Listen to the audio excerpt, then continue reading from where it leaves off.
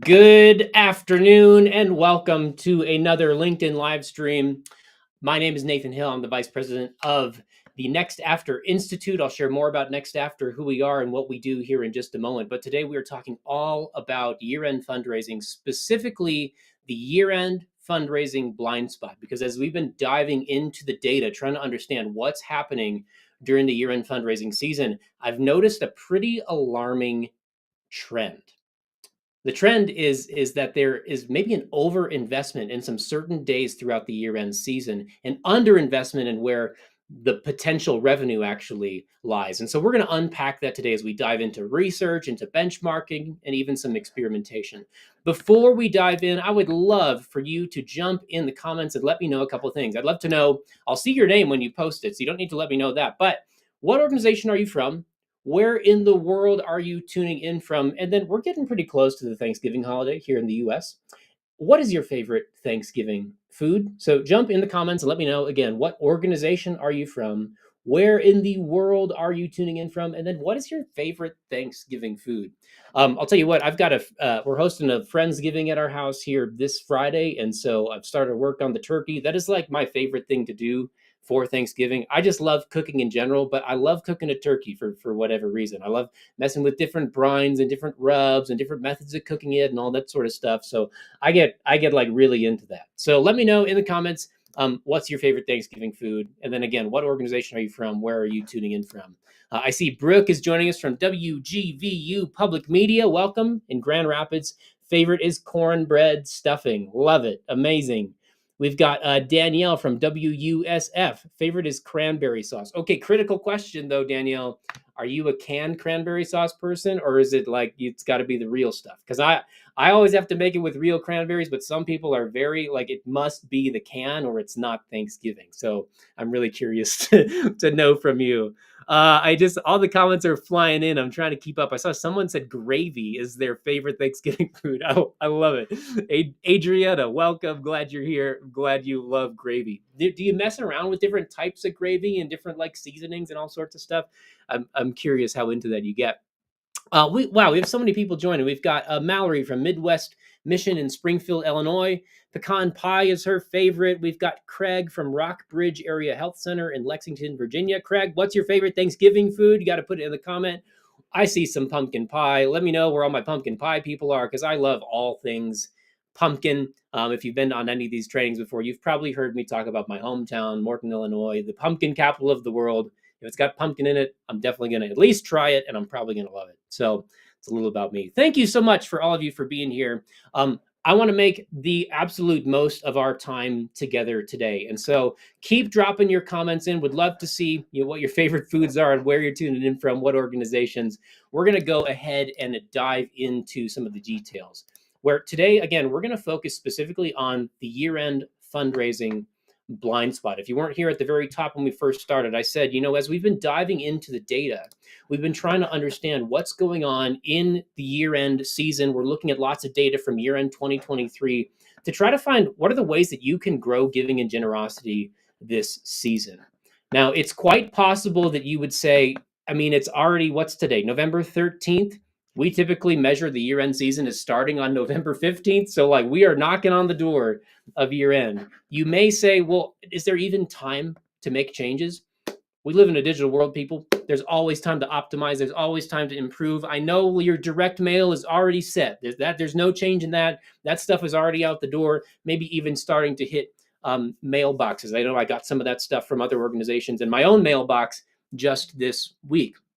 But on the digital side, there's always room to try new things. There's always room to add an email, maybe add a handful of emails to test something new. And so everything we're going to talk about today from a tactical standpoint are things that you still have time to implement and time to optimize. I want to start here, though, by talking about blind spots for a moment. You didn't know that you were in for like a middle school science lesson today. I am not a middle school science teacher, but I'm going to do my best here because I think it's a helpful little analogy. We all have blind spots, right? And I don't just mean that in like the kind of philosophical way of yes, we're always working on ourselves, we're always growing, we always need to be improving. But in like a very physical way, we all have blind spots where your like optic nerve connects to your retina. Like that doesn't detect any information. You have a spot in your eye that is a blind spot where you cannot see something in your field of vision. You've probably done those tests where usually there's like a dot, and sometimes it's like a dot and a plus on each side of the screen or the paper, and you cover an eye and you kind of look across at the dot on the other side. You kind of move your head back and forth, and eventually the dot disappears because you have the spot in your eye where you just can't see it.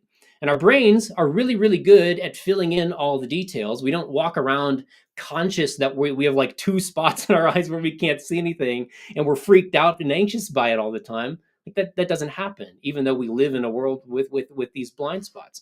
In order to identify them, we have to change our perspective. We have to zoom out or sometimes zoom in to change our perspective, to change our orientation, and get a little bit of new information to go color in that blind spot so that we can change our trajectory, change our vision to actually see things more clearly. And that's what I'm hoping that we do today. I'm hoping we can zoom out a little bit, change our perspective, and understand where the greatest opportunity is during this year-end season. Because I think over time, as a sector, as an industry, we've developed this blind spot in our year-end fundraising that might be holding us back from seeing the revenue that we want to see. At Next After, so you know kind of what's coming up, where this data is coming from, where these ideas are coming from. We do one thing. We help nonprofits grow their digital fundraising, but we do that in three main ways. We are a digital first agency, so we work with about 40 to 45 organizations on a day in, day out basis where we are growing their program using what we call a digital first approach. Now, we're not just laser focused on growing only digital giving, but we're using digital as a means to go lift the entire program. So we do everything from email fundraising, running year-end campaigns, to acquisition campaigns, to lots of paid media and advertising, retention, recurring giving, the whole works. Everything, though, at its core is focused around A/B testing, where we are constantly trying to decode what works to grow giving. And we do this through A/B testing and optimization, using statistical science to prove or disprove what works and what doesn't to actually grow giving. Now, we're also a research lab where we go conduct a lot of what we call mystery donor research studies, where we're trying to go out into the nonprofit world and see what are nonprofits doing right now and today to try to improve and grow their giving and their fundraising. So these are kind of like state of the industry reports. Well, we'll become a donor. We'll go map the entire donation experience for, say, 200 plus organizations and try to understand what's the giving experience like. What's the new onboarding experience like? We're going to look at some of that data today as well. And then third, we are a training institute where we take everything we learn from A/B testing and optimization, everything we learn from our day-to-day work, working hand in hand with organizations, and everything we learn from this research to go turn it into training for you so that we can see together generosity and giving grow. Now, to date, we have over 7,500 experiments in our internal testing library we call Winston Knows.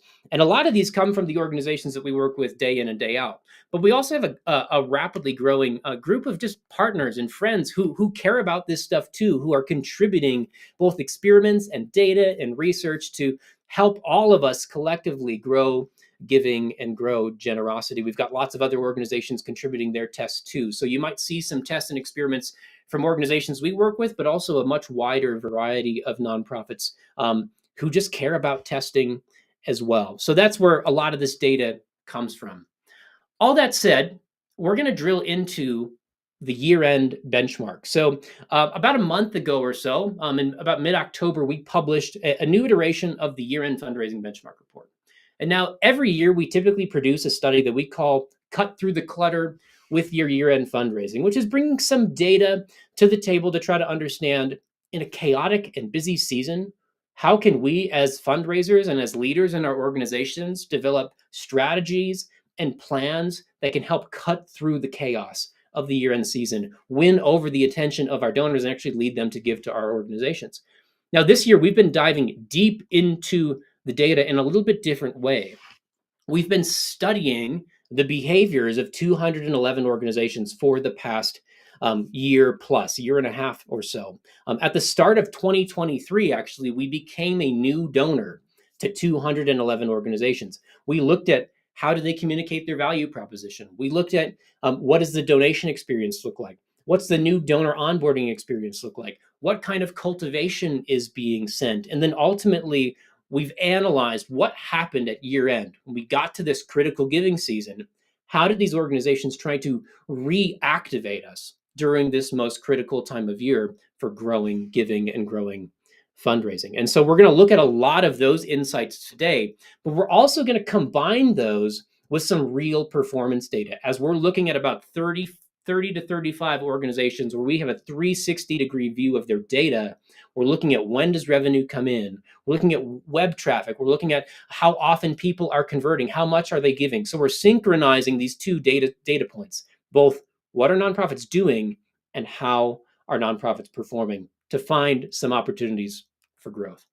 And this is really the first main observation that I want to put in front of you today. We'll look at some of the data behind it, but high level, what we're finding is that first and foremost, nonprofits are often just straight up ignoring their donors at year end. And these aren't just small organizations that don't have the resources. There are some very large organizations that are not communicating anything, or are maybe just communicating once or twice during this 45-day window, which is often not enough to really move the needle in terms of growing giving during the year-end season. So nonprofits are ignoring their donors. And here's a little bit of data behind it. First of all, we should know that 38.7% of revenue for the year, specifically as we're looking at online donations, 38.7% of online donations for the year come in during the last 45 days of the year. There's a bunch of different benchmarks out there on how much revenue is at stake during the year-end season. Some say 30%, others say 50%. They all have differing timeframes. Some are just looking at December, some are looking at Q4. But the unanimous consensus across everyone doing any sort of benchmarking around year end is that there's a ton of revenue at stake. 38% of revenue in 45 days is a huge amount. So we have to have a cohesive plan when we are approaching our year end communication if we want to see this type of result. If you're seeing below this 38%, there's probably things that you aren't doing that you could be doing to go drive greater revenue. Even if you're hitting this or above, there's always room to optimize and improve. And hopefully you find some new ideas and tactics today in order to do that. Here's what's really interesting. Even with this much revenue at stake, what we have found is that 40% of organizations sent 0 emails to their online donor during year end 2023. Again, these are people, this is us as we're making these donations. We became a new donor at the start of the year. And now at the end of the year, 40% of organizations sent us nothing in the inbox, trying to get us to upgrade or give again or reactivate in any way, shape, or form. Now, again, we're not just laser focused on email and digital, although that's the primary channel we often work in. If we zoom out, we also are looking at direct mail coming in. And we found that 29% of nonprofits sent nothing at all, including direct mail, to their donor in 2023 year-end season. That's really shocking. That's a very significant amount of organizations that are just doing nothing at all to communicate with their donors and try to get them to activate and give again during this critical season. And that doesn't even begin to look at the quality of the communication. And we could spend all day, we could spend all week talking about different examples of the quality and looking at tests and experiments. We're not going to do that today. This is just purely saying, did they send something? It may have been garbage, even if they sent 1 or 2 things, but at least they sent something. Then there's so much to be learned about the quality and how to go structure your communication. A couple things I want to share with you as we talk a little bit about multi-channel communication, looking at emails, looking at direct mail. You might be an organization that's like very locked in and focused on direct mail. That's a well-oiled machine. No sense in changing it. No sense in disrupting it. We're locked in on direct mail, and maybe we've dabbled in digital, but we really see the bulk of returns from direct mail. If that's you, I would really encourage you as you approach this year-end season through your digital channels to think about how can you support that direct mail campaign that's already going out, already starting to hit inboxes. You can do lots of things in order to improve the results of that campaign. Even if you don't see donations come in through the digital channel, you can lift the impact of your direct mail using things like this that you see on your screen. We ran this experiment during a high urgency campaign where we called a holdout test, where version A is a group of recipients for the direct mail campaign that just got the direct mail. They got nothing else. Version B, the treatment here, they're getting the same direct mail package, but now they're getting some branded advertising through meta advertising over the top. You've got some video creative, you've got some static ads. These are not directly asking for donations and for money, but they're trying to cultivate you. They're trying to prime you for the appeal that's about to hit your mailbox. And then one of these ads actually has a little image. You can kind of see the side and the postmark on a direct mail piece telling you, hey, there's a special gift coming to you. It's telling you in a Facebook ad that you should go check your mailbox because there's something important in there. And what we saw after running this experiment is this led to a 36% increase in donations. And this is not from people just clicking on the ad and giving. There's not really even a direct call to action on these ads to go give. This is lifting the results of the direct mail campaign by integrating another channel. Because now you have another touch point where people are often interacting, scrolling through Facebook or Instagram or any other network where Meta's delivering these ads. Those types of touch points can lift the impact of the campaign. We see the same thing here. This is just adding an SMS campaign over the top of a campaign that was already running. So version A, they didn't get any additional text messages. Version B, they got this one additional SMS that's got a video. It's got a quick little message asking you to contribute. They have a $300,000 matching campaign. You can click through and give right there. They saw that this led to a 27% increase in donations. And again, this is not just because people clicked on the link and gave. This is lifting the results of the entire campaign because you introduce this multi-channel approach with an additional touch point. So that's something to think about as we're getting into the year-end season. Can I go overlay some other advertising or another channel to go bolster either my emails that are going out or my direct mail? Because even if you're sending something in one or two channels, it might get missed just because it's such a chaotic season. And this is a way to draw more attention to it and get the attention of your donors during year-end. Now, a second observation that we made as we're going through all this data is that as we're trying to plan these campaigns, as we're trying to plan our emails and our direct mail drops, it's really easy for us as fundraisers to get fixated on, okay, I know I need to communicate. Lots of organizations aren't. I know I need to. When is the best time to send? If I'm going to send my one email, I send my two emails, when do I send them? What days do I send them? What time do I send them? The reality is there's not a perfect time to send an email at year end. We have to actually zoom out a little bit further than things like what day, what send time, and understand seasonality of giving. But there's no perfect time to send an email. So if that's been a question top of mind for you, let's put it to bed right now, because here's what we're finding in the data. If you just go Google search, this same question, what's the best time to send an email? Which, by the way, is a very popular Google search, both for fundraisers and marketers as a whole. It tells you this, hey, you know what? There basically isn't a best time because it depends on several things: day of the week, time of day, type of email. But then as you get into the data, a lot of the different data that's being reported here is suggesting that the best practice is to send your emails in the middle of the week and to send them between 9 a.m. and 3 p.m. Okay, we got a best practice. Lots of people telling us to do this. Cool. Maybe I should just go send my emails there. Maybe I'll see better open rates. But what we have found as we're looking at the data is that now that this is the best practice, 52% of year-end emails are sent between 8 a.m. and noon. So in a 4-hour time span of a 24-hour day, that's when over half of emails are actually being sent and received.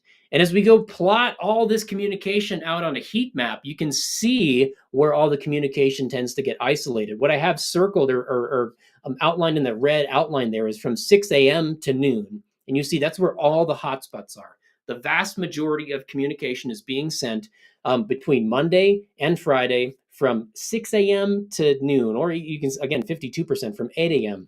to noon. If everyone is sending their emails at the same exact time, is it still the best practice? Probably not, because it's the most chaotic and cluttered time of the inbox. People may be more active in the mornings, checking their inbox when they're first logging in or something for the workday.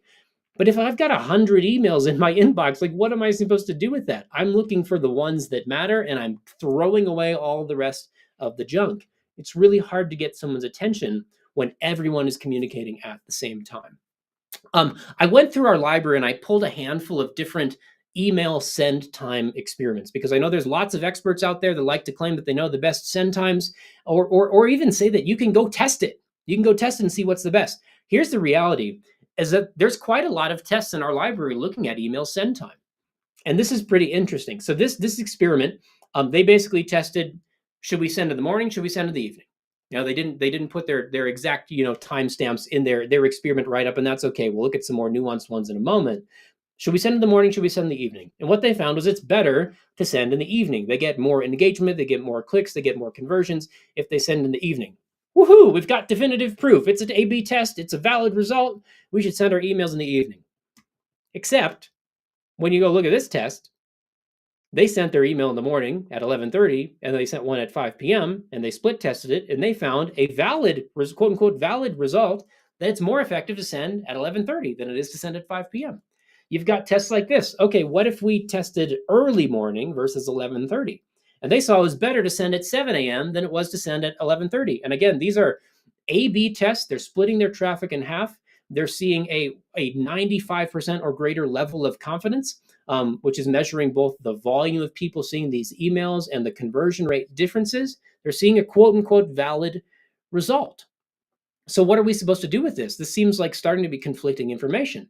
This organization ran a similar test. They're looking at 8 a.m. versus 1 p.m. Very similar. They saw it's better to send at 1 than it is to send at 8.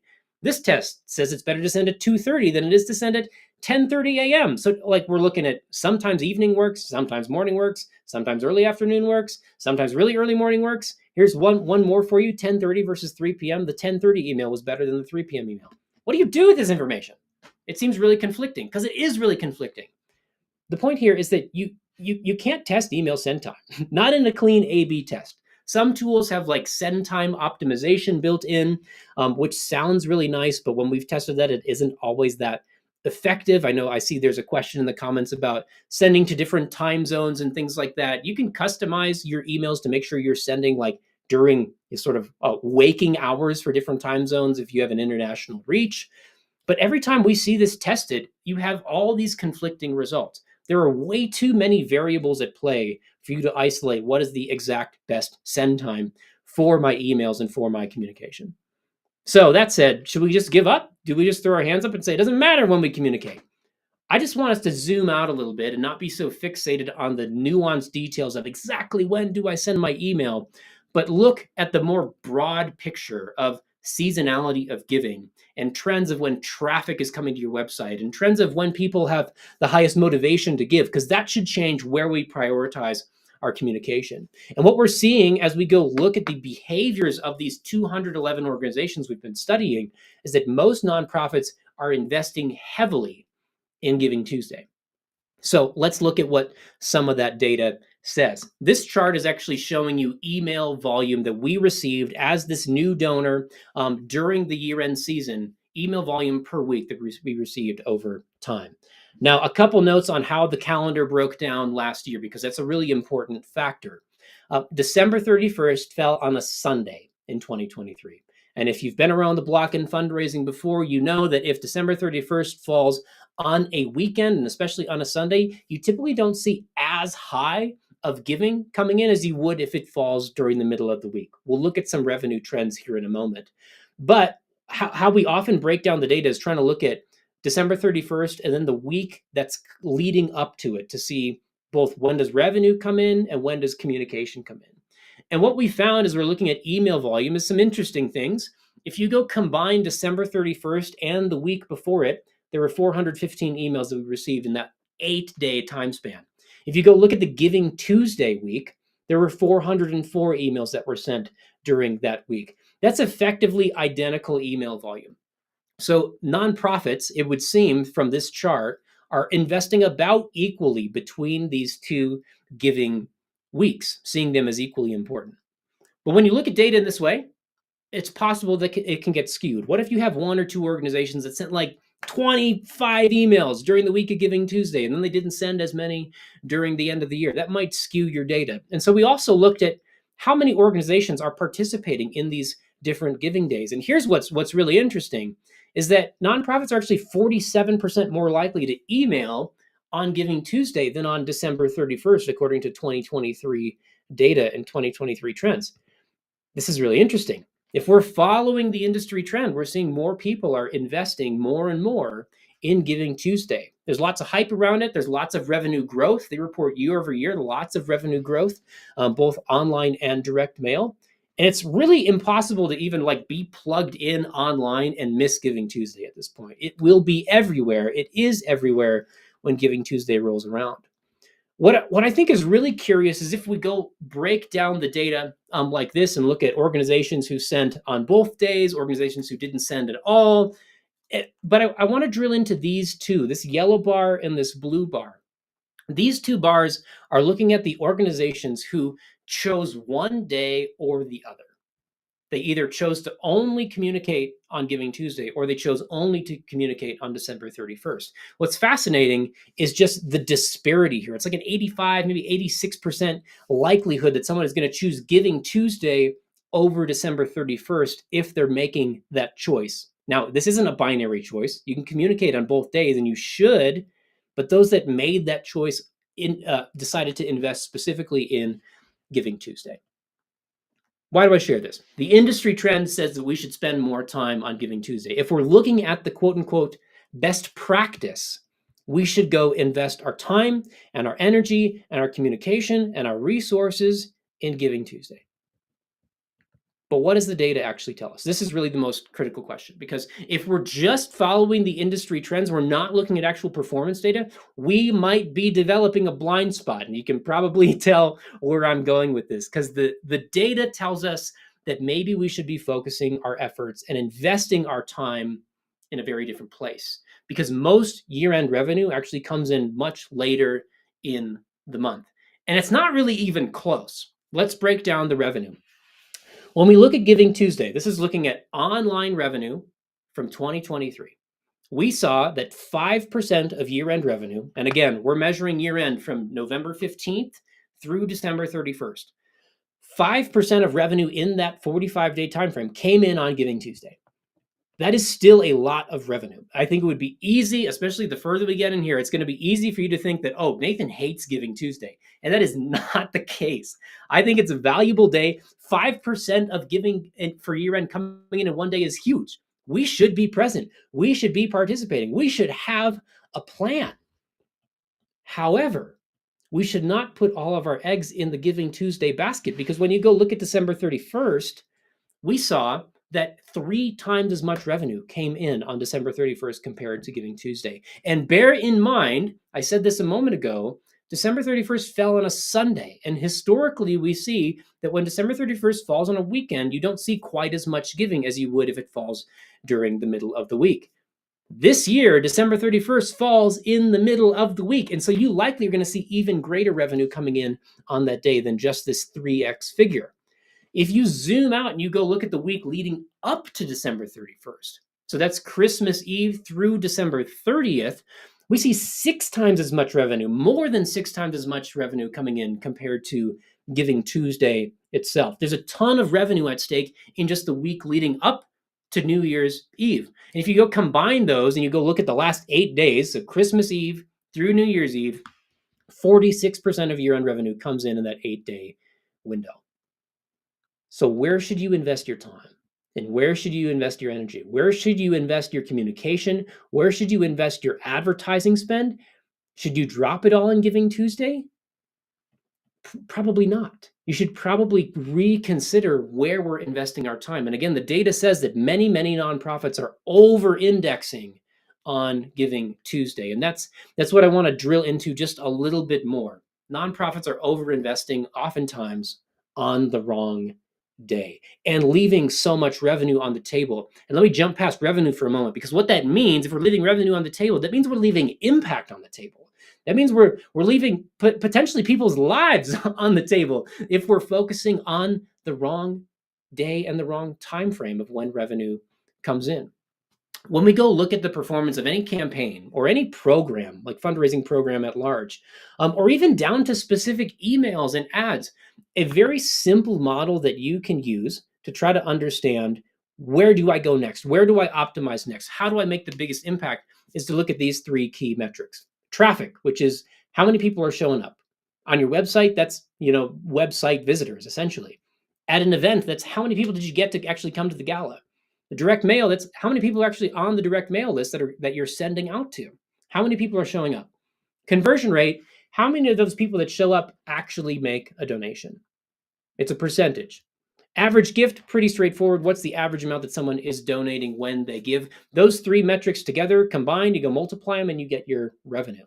So if you want to see revenue grow, or in our case, if you're trying to understand where's the most impact going to happen with my year-end communication, we need to understand how these three metrics work together. Because if I can get a lift in a couple of those, I can see revenue grow in a pretty dramatic way. So I want to use this as the lens to go evaluate these couple of different giving days. If we go look at traffic, here's what we see. Because you might be inclined, one thing I thought was like, well, is there just a lot of traffic on Giving Tuesday that's maybe being underutilized? Is that a way that you would see revenue grow? Or is there tons of traffic on December 31st? Is that why it's so much more impactful in terms of revenue? You can see the breakdown. Giving Tuesday brings in about 2% of year-end web traffic.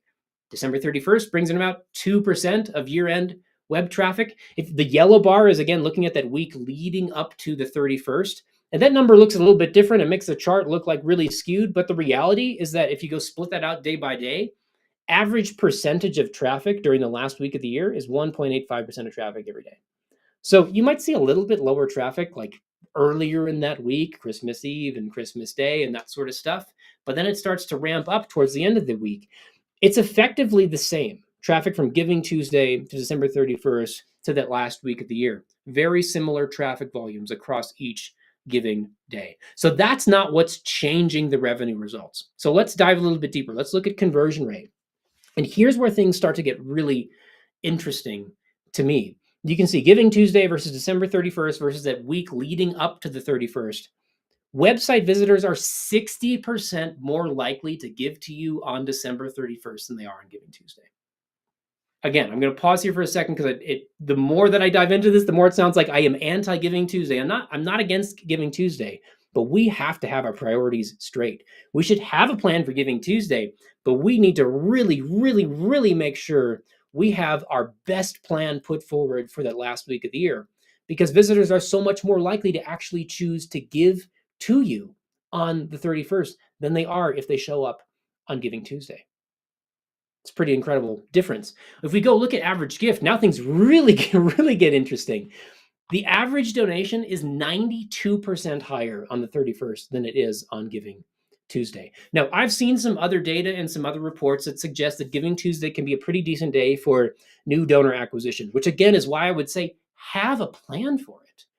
But if we're talking about, filling our funds going into 2025, we need to make sure that the majority of our focus is on the last week and the last day of the year. This last week especially, average donation is 163% higher than Giving Tuesday itself. It's higher than on December 31st. I have to imagine, if you'll go with me for a moment, you probably have lots of people in the week leading up to the 31st, because the 31st is on a Sunday, who are really considering, how much should I give, trying to make their end of year gift, get the tax deduction, all that sort of stuff. And so they're trying to get those donations in before the end of the business week, when the 31st is falling on a Saturday or on a Sunday. That's my guess as to why it's that much higher.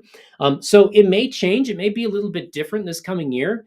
But the clear trend is that this last week of the year, there is much greater motivation to give, and much greater motivation to give it a higher level than there is at the start of the month on Giving Tuesday.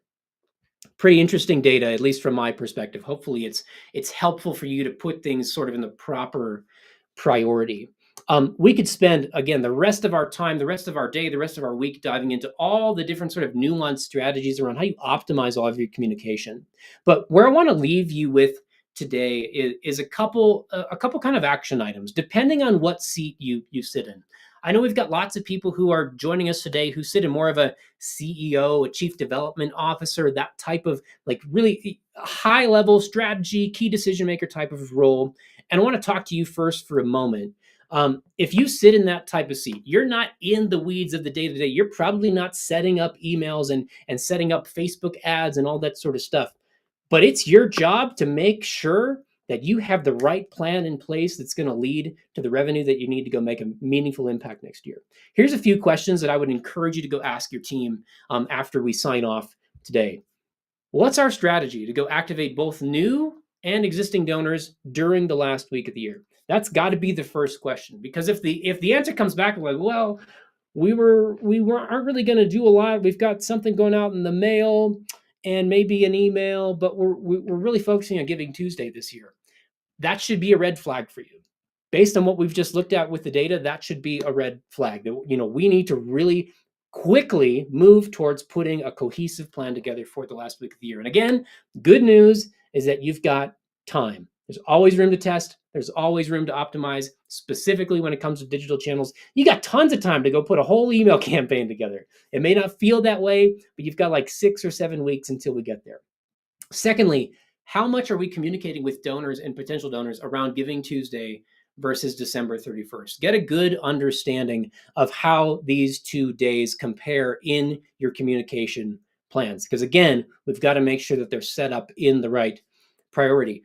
You might use Giving Tuesday as a solid kickoff to your larger year-end campaign. Take advantage of all the hype and the opportunity on that day of potential new people coming in the door, discovering your organization for the first time, maybe giving for the first time. How do you use that to kind of ride and build this wave of momentum leading towards the end of the year? And then third, really consider your spend. Not everyone spends on advertising during the year-end season, but it might be an effective channel to go add into the mix, as we saw earlier. How much are you spending in advertising related to Giving Tuesday versus the 31st? Because you may want to shift some of those dollars towards the end of the year to make sure you are lifting the impact and results of your campaign when you get to that most critical giving week with the highest motivation to give and the highest motivation to give even at even greater levels. So there's a few thoughts for you if you sit in that kind of like executive decision maker sort of seat. But I know we have lots of people on today who you are the person who's setting up emails. You're running A/B tests. You're looking at analytics. You're running Facebook ads. Maybe you're managing the team that's actually executing on all the details. So a few things for you to consider as well, because you are such a critical part in making all these things happen and actually lifting results on a day-to-day basis. Take a look at your email schedule, whether it's something you're in charge of or a colleague or your boss is in charge of. Have a meeting, pull people together, say, okay, what's our email plan? Because we saw this data and we really need to make sure that it's dialed in for the last week of the year. Thinking through what's your intention in your investment during that last week of the year in terms of your email cadence, your communication going out, advertising that maybe is running over the top, that sort of stuff. Secondly, you might test adding an additional channel. If you haven't tested running branding advertising to just support your direct mail campaign or your email campaigns, you might try that. Go target people that are on your active donor list to make sure that you are visible during that year-end season and you're reminding them through advertising of the need to give. Think of it as another way to cultivate and prime people. Even if they don't give through the ad, it can lead to a lift in both your email performance and your direct mail performance.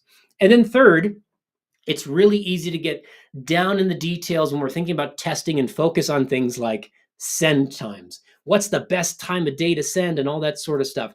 I would really, really encourage you this season to prioritize testing and optimizing primarily your copy and your message. You can use Giving Tuesday as a fantastic day to test your messaging for the season. Test your value proposition. Should we be asking people to go invest in this specific program? Should we be talking about our value proposition as an organization at large? You can test those things on Giving Tuesday when you have kind of a captive and motivated audience to see what's going to move the needle. And then use those learnings to inform your communication over the rest of the season. Spend your time testing things that are much more impactful than send times. Test your copy, calls to action, your design, your layouts, your landing pages, your landing page copy, because that's going to really move the needle for you this year-end season. I see a few questions coming in, and please keep them rolling, because I would love to spend some time answering a few questions. Before we do that, I've got kind of 2 things for you to consider as sort of next steps. Number one, you might be in a position where you're saying, okay, this data is really interesting. I'd love to get a better understanding of my own data and what's working and what's not. We need some help with the strategic direction, or maybe we need some help on the implementation side. We kind of know where we're going, but to go activate digital as a channel and lift my direct mail, I just don't know where to even begin. That might be where you're at as well. If that's what you're feeling, I know we're coming up on the end of the year. Lots of people are thinking about 2025 plans. We'd love to have a conversation with you. We would love to go build what we call the online fundraising roadmap, where we go stitch together all of your data to try to understand what's working and what's not, and build you a 3-year plan of how you can start to see the growth in your fundraising that hopefully you're planning for, that you're aspiring to, but maybe need some help to go build the plan to actually get there. We've worked with a wide variety of different organizations to go produce both this roadmap and lots of other trainings and resources. And we'd love to help you out if that's interesting. So feel free to scan that QR code or go to nextafter.com/fundraising-growth. And you can book a time for us to have a conversation and talk about how might we start to do some of this work together in 2025. So that's one option for you. Secondly, you may be feeling this of like, I really need to get a better understanding of what's happening in my fundraising this year-end season right now.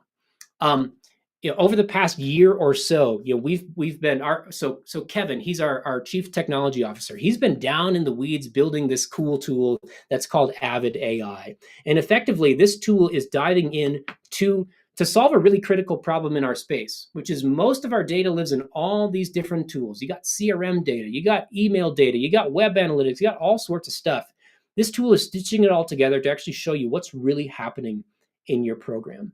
And as we're coming up on Giving Tuesday and year end, I'd love to make sure that you have access to free and real-time benchmarks so you know exactly what's happening in your program, but also how does that compare to the rest of the industry. So here's a quick little preview of what this tool looks like. You can sign up for free. You can connect your data for free for 45 days. The benchmarks will live forever. You'll have access to these benchmarks for the lifetime of the tool.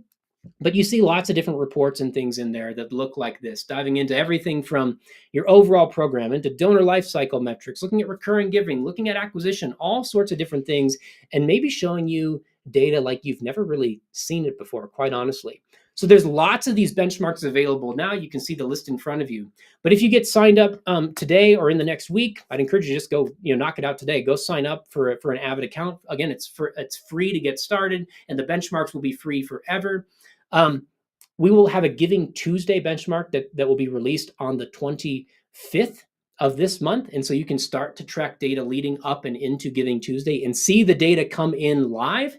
And then secondly, there'll be a live year-end benchmark report. So throughout December, as we approach that last week of the year, you basically can get a real-time benchmark to see how am I comparing to the rest of the industry. Go filter by verticals and different organization sizes to get a little bit more clarity from organizations like yours. But it can really help you start to understand, am I tracking at the right pace to see the revenue come in that I want to see? So I'd highly encourage you to go scan that QR code and sign up, or go to nextafter.com/avid, and you can go sign up for free real-time benchmarks for life. So go check that out. All right, I'll leave that up for a second for those that are interested. And I'm scrolling through comments because I know I saw lots of different questions coming in. If you have any specific questions that you want us to dive into, feel free to drop them in. And I'm going to scroll back and try to take a look. I see a question from Stacy, very important one. Is there a recording? Yes, this recording will live on LinkedIn as long as LinkedIn exists, I believe. So you can continue to find this. If you want to go share it back with someone, go find it on LinkedIn, either on our page or even just in your feed, and you can go share it with others at your organization as well. Let's see, Stuart is asking, any data on impact of Giving Tuesday internationally, where it can feel like a slightly random date? That's true, where there isn't another holiday weekend that it's attached to. My instinct is that it's even lower. Stuart, I don't know off of the top of my head, but I do know that Giving Tuesday reports, usually they dive into like how Giving Tuesday impacted results internationally. I believe you can go find it on their website. They have a lot of different data that they report on, so you can probably find some answers there.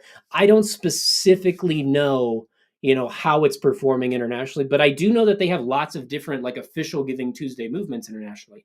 Last I checked, I think they were pushing like 80 different countries that had official Giving Tuesday movements, but I don't know the exact details of international performance on that. So go check out the Giving Tuesday website. Again, they publish lots of data free and available to you. Let's see. Rebecca's asking, should I still proceed with a week-long email series before Giving Tuesday, or will that exhaust donors if I hit them with that before and then also the last week of the year? Rebecca, we have a whole timeline. I don't have the link available right in front of me to share it, but you can probably find it if you search next after year-end email timeline, something like that.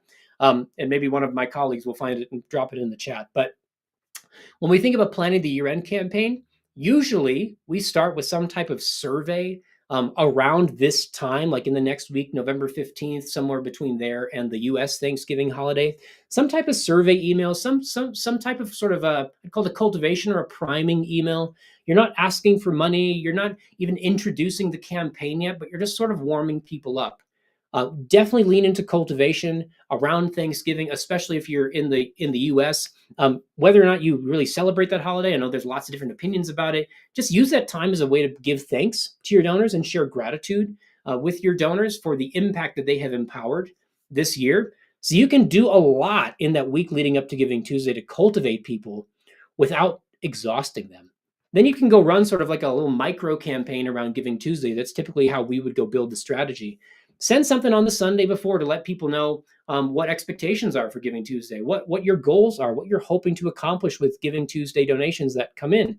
Set a specific target. You can go email them directly on Giving Tuesday. Again, build a little micro campaign around it. I wouldn't shy away from it, but then make sure that those appeals start to sort of ramp up as you get towards the end of the year.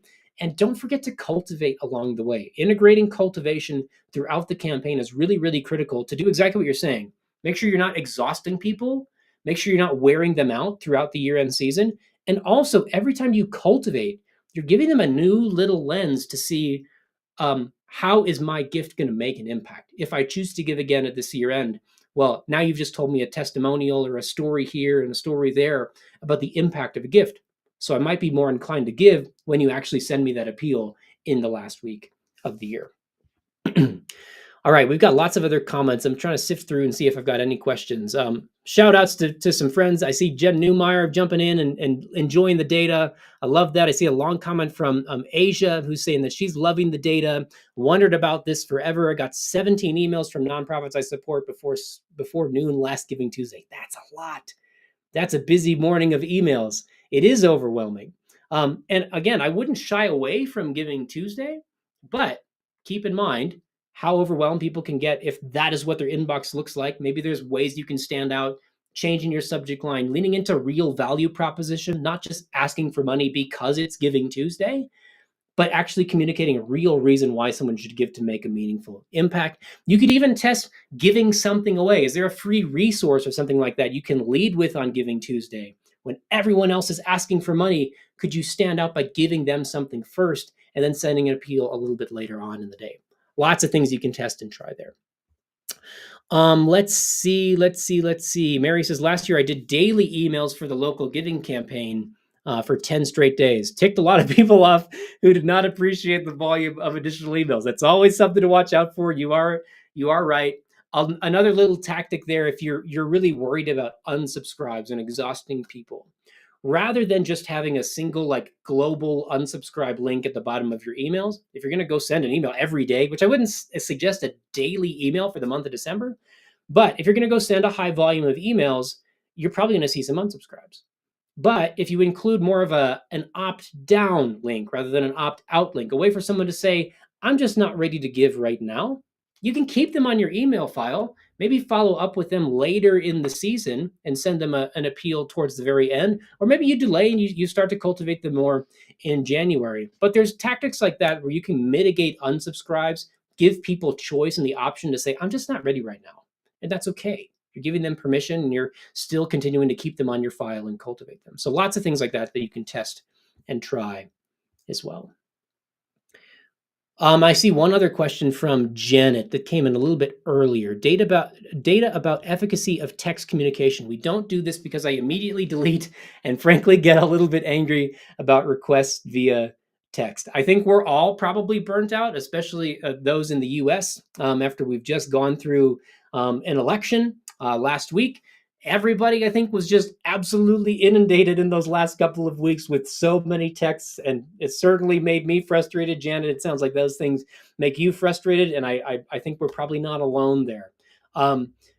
There's lots of ways that you can use text. You saw that one example that was clearly a direct appeal in the text. It might be a way, even if they don't give through that channel, if they are like you and they delete it immediately or they open it and then they ignore it, it's just another touch point that might lead to them saying yes, even in another channel later on. But you could also use it as a means of just pure cultivation. So you can go send out a testimonial, send out a link to, hey, I just wanted for Giving Tuesday to send you a link to a video to show you the impact of your generosity this year. You can do things like that as a means of using the channel in a less maybe intrusive or aggressive way to go cultivate people and prime them for an appeal that might come later. So lots of other things that you can do to go test that channel specifically. And then let's see, I saw one more question as I'm scrolling through here about A/B testing that I wanted to answer. How do you speak to the stigma that our donor base is too small to A/B test? That there are too many variables that could affect giving on any given appeal? I love that question, and I'm actually going to throw to an example of someone who was I was emailing with earlier last week and had a conversation with just yesterday, who asked something similar. They watched a webinar where one organization was suggesting, hey, your page should look like this. And they said, well, I've seen next after tests that look a little bit different. They suggest your page should look like this. And they emailed me to say, what do you think about this? Why is there a disparity? And I said, why don't you put it to the test?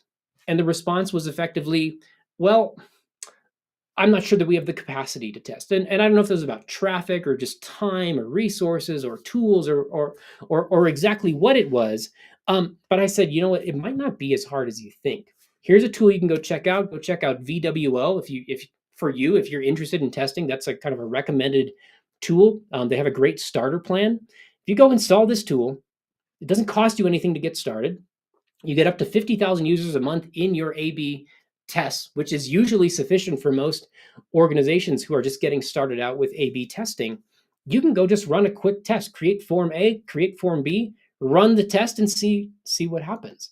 And they don't have some incredible amount of web traffic, but they started to see some early returns and early results, and they're still testing to see what's the kind of the long-term impact of the changes that they make. So I say all that to say, sometimes it may feel like you don't have the resources, you don't have the capacity, you don't have the tools, you don't have the money, whatever, to go test. The reality is it's a lot more accessible than I think people make A/B testing out to seem. So I would try it, see if you can make it work for you. There is certainly some certain traffic levels that you have to actually see valid results. There's lots of different calculators out there to help you figure that out. We have an entire course through the Next After Institute on A/B testing that starts to unpack a lot of that. But that's my encouragement, is that lots more organizations and fundraisers have access to testing than maybe you think. And I'd encourage you to just get started and give it a shot. All right, I don't see any more questions in here. If I did miss one, feel free to shoot me a note, send me a direct message on LinkedIn, and I'll try to get back to you as soon as I can. Again, please go sign up for Avid for this benchmark so you can see how your performance compares to other organizations live on Giving Tuesday and throughout the end of the year. Christine is asking, what's the name of that A/B testing company? Send me a message. I'll send you a direct link where you can go sign up for it. But the name of that company is called VWO. V as in Victor. VWO. All right, everyone. Thank you again so much for your time today. I hope that we have made the most of it. I hope you got some good insights and some good ideas to either tweak and shift some of your plans, or maybe even some practical test ideas that you can go integrate into an email, into your ad campaigns, and other channels as well. Thank you so much. We wish you all the best as you get into the thick of year-end season. We are rooting for you here at Next After. We wish you all the best. Happy optimizing, and we will see you next time.